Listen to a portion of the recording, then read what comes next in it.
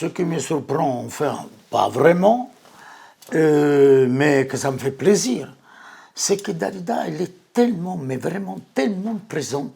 Jamais on pourrait penser que ça fait 35 ans qu'elle nous a quittés. Elle est présente dans la presse, elle est présente à la télévision, elle est présente à la radio. Et surtout, son nom et ses chansons, vous savez, il n'y a pas une fête qu'on n'entend pas une chanson de Dalida, qui soit des chansons gays, qui soit des chansons tristes. Et puis elle traverse le temps. Peut-être c'est dû aussi à sa voix, qu'elle avait une voix unique, avec un timbre très personnel, un physique aussi qui n'appartenait qu'à elle. Bon, tout le monde sait que c'était une belle femme, et c'était une femme surtout aussi élégante. Et je trouve qu'il n'est pas l'équivalent, c'est le public ne trouve pas. C'est peut-être pour ça que les nouvelles générations l'adorent et qu'ils la prennent comme une référence, parce qu'ils ne trouvent pas l'équivalent dans ce qu'on leur propose aujourd'hui. Attention, il y a des chanteurs et des chanteuses formidables qui ont beaucoup de talent, qui ont beaucoup de voix. Ce qui manque aujourd'hui pour durer, c'est peut-être le charisme, la personnalité. Dalida, elle était moderne à une époque qui ne l'était pas. Elle n'a jamais suivi la mode, elle a dévancé. Elle est intemporelle. Et ce qui est étrange, mais formidable aussi, qu'elle intéresse de plus en plus les rappeurs. Il y a eu un rappeur qui a fait une vidéo qui s'appelait Dalida et qui sont, si je ne m'abuse pas, à 275 millions de vues. Simplement parce que son album et le clip s'appelaient Dalida.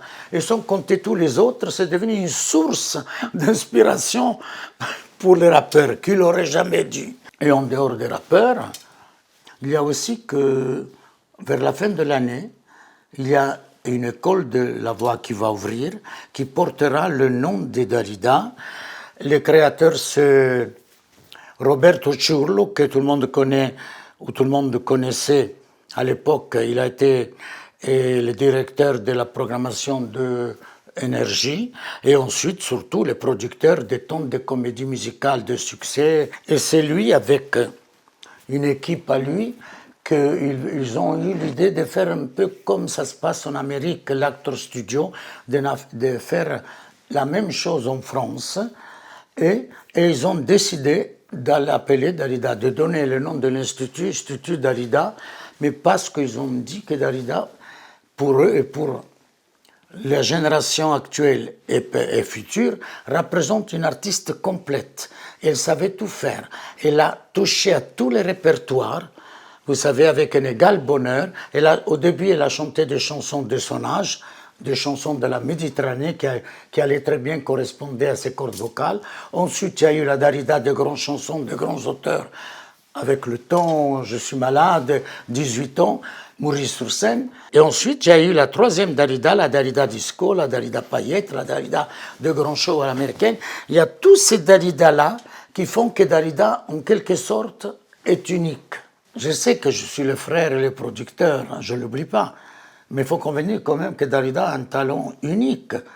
S'il continue à faire parler d'elle, à inspirer une nouvelle génération, les cinémas, les séries, en plus on va ouvrir une école qui porte son nom, c'est parce que je pense qu'elle représente tout ça en même temps et que c'était une artiste complète. Et c'est ça qui a fait qu'elle a touché, parce que venant de la Méditerranée, on avait dans notre enfance eu affaire avec plein de langues totalement différentes, et tout ça, ça a été un grand métissage très productif, parce que ça lui a servi après, dans sa vie et dans sa carrière, surtout pour chanter en 9 langues, car il ne faut pas perdre de vue que Dalida a chanté en 9 langues, peut-être à cause du métissage de son enfance.